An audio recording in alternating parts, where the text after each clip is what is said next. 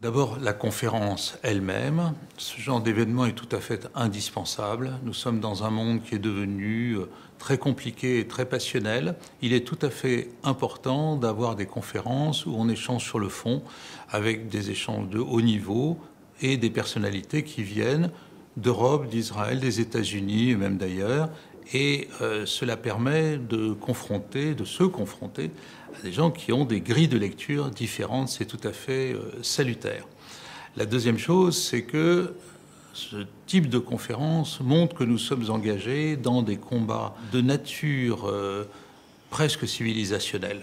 Au fond, cela rappelle à chacun que nous avons des ennemis dans le monde qui cherchent à nous battre, nous vaincre même, et que nous sommes parfois dispersés par rapport à cette lutte, à ce combat.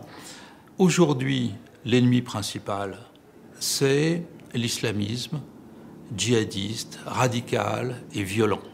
Et ce que nous voyons, c'est que tout le monde, en Europe notamment, n'a pas encore pris conscience de cette dimension-là, de ce qui se passe au Proche-Orient. Ce type de conférence permet de le rappeler. De façon plus globale sur le travail d'Elnet, c'est un travail, là encore, indispensable, tant on s'aperçoit que les parlementaires et le personnel politique en général connaît mal la question du Proche-Orient et se laisse souvent piéger par une communication très efficace contre Israël ou en faveur des Palestiniens.